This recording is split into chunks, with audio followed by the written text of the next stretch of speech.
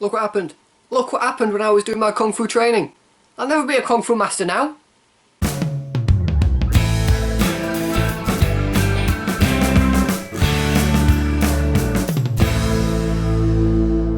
What's up guys, so as promised, here is my review of Kung Fu Panda 1 and 2. The reason I'm doing both of these reviews in one video is because my cinema are doing a preview weekend of Kung Fu Panda 3 this weekend. I'm taking my little sister to go and see it this Sunday, so I'll have my review up of Kung Fu Panda 3 hopefully on the Sunday for you guys. But now, let's talk about Kung Fu Panda 1 and 2. So I own both of the Kung Fu Panda movies. I think they are a lot of fun for both kids and adults, and for an animation they're really action-packed as well. First off, Kung Fu Panda sees Po, voiced by Jack Black.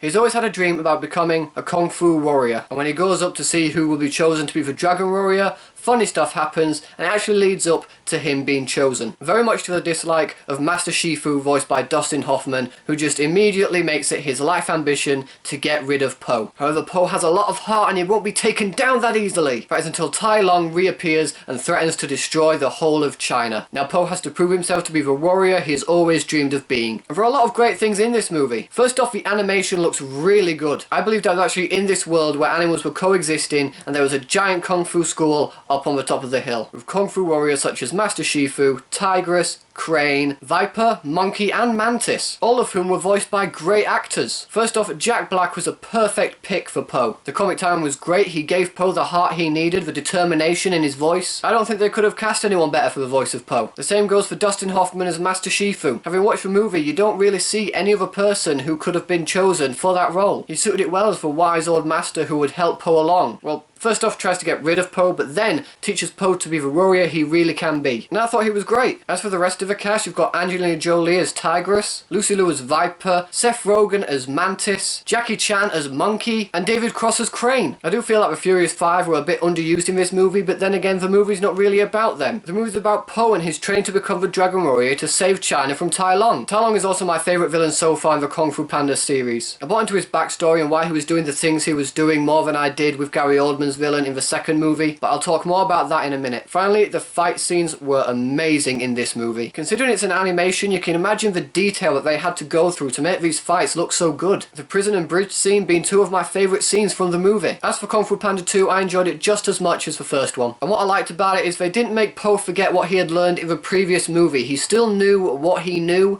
but it was about him learning something else and just growing more as a character. The Furious Five were used a little bit more in this movie. You can tell that they now care about Po, which I really liked. Him and Tigress had a really nice connection. I really liked the way they did that. Gary Oldman was a good pick for the villain in this movie, but I didn't really buy into his character's backstory that much, and I found him to be a pretty useless villain. Tai Lung was a badass in the first movie, and the prison scene proves that. I just really didn't see Shen as a threatening villain, which was a bit disappointing because the action in this really ramps up compared to the first movie. The action was fast-paced, it was brutal at times, and you genuinely feel like one of the characters could have died. But of course we get Po's backstory. Now some people I know didn't really find the Po backstory very necessary, and I can kind of see where they're coming from, but I really liked it. From seeing the first movie and seeing that his father's a goose, you kind of wonder, where did he actually come from? Were his family Kung Fu warriors? Is that why he's so good? Is that why he kept dreaming about being a Kung Fu warrior? Which is why I'm really excited to see the third one, to see what happens. I mean, from the trailer we kind of know that they're not Kung Fu warriors, but still, I'd like to learn more about Po's past. And again, the humour worked, the action was awesome. The fight scenes again were really well done. To be honest, I don't really have any huge complaints about the Kung Fu Panda movies. And so for all those reasons, I give Kung Fu Panda 1 and Kung Fu Panda 2